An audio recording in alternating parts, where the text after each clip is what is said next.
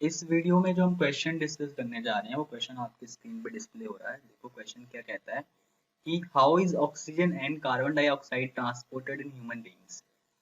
कह रहे हैं कि ऑक्सीजन एंड कार्बन डाइऑक्साइड जो है उसका जो ट्रांसपोर्टेशन है ह्यूमन बीइंग्स में वो किस तरीके से होता है, उसके ऊपर क्वेश्चन मार्क है और हमें इसका आंसर देना। देखो ऑक्सीजन जो है हम लेते हैं ना, इनटेक करते हैं, एंड कार्बन डाइऑक्साइड जो है हम रिलीज करते हैं, बॉडी से थ्रू आउट कर देते हैं कार्बन डाइऑक्साइड को।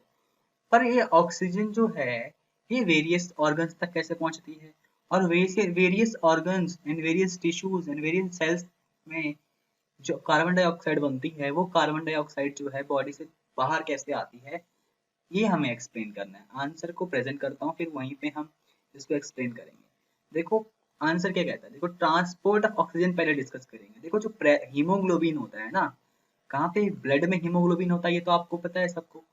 जो ब्लड में हीमोग्लोबिन होता है वो क्या करता है, लंग्स से ऑक्सीजन को ले लेता है। देखो हम एयर इनटेक करते हैं, है ना, हम एयर इनटेक करते हैं हवा बाहर एनवायरमेंट में से, और उसमें से जो ऑक्सीजन है, उसमें से जो ऑक्सीजन है वो क्या करता है, हीमोग्लोबिन जो है, हीमोग्लोबिन जो कि ब्लड में होता है, हीमोग्लोबिन जो ब्लड में प्रेजेंट होता है वो लंग्स में से जो एयर है, लंग्स में जो एयर है उसमें से ऑक्सीजन को ले लेता है।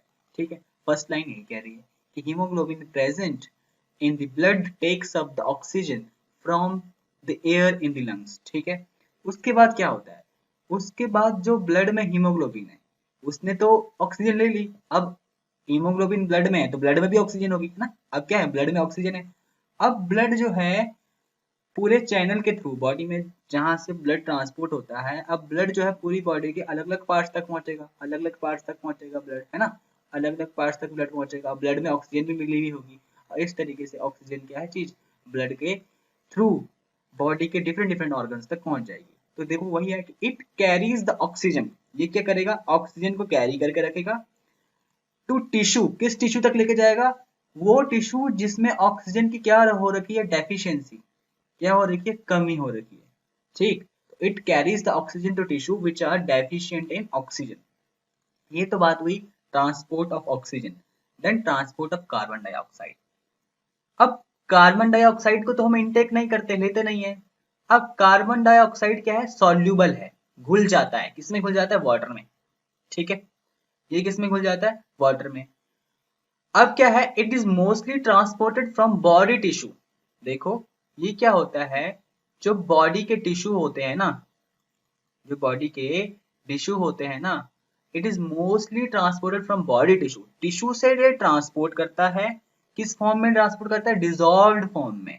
किसमें, डिजॉल्व्ड, डिजॉल्व मतलब घुली हुई अवस्था में ये ट्रांसपोर्ट करता है। और घुलेगा किसमें, ब्लड प्लाज्मा, जो ब्लड प्लाज्मा है उसमें घुलेगा, और कहां तक जाएगा, लंग्स तक चला जाएगा। कहां तक, लंग्स तक चला जाएगा। ठीक है, और लंग्स के बाद क्या होगा, जो ब्लड लंग्स तक पहुंच गया है, जो ब्लड लंग्स तक पहुंच गया है, उस ब्लड में से जो कार्बन डाइऑक्साइड है वो कहाँ हो जाएगी, जो लंग्स के पास एयर है, जो लंग्स के पास एयर है उसमें मिल जाएगी। और हम जब ब्रीथ आउट करेंगे, मतलब सांस को छोड़ेंगे, तब जो कार्बन डाइऑक्साइड होगी ये बॉडी से बाहर निकल जाएगी। इस तरीके से कार्बन डाइऑक्साइड का क्या होता है, ट्रांसपोर्टेशन।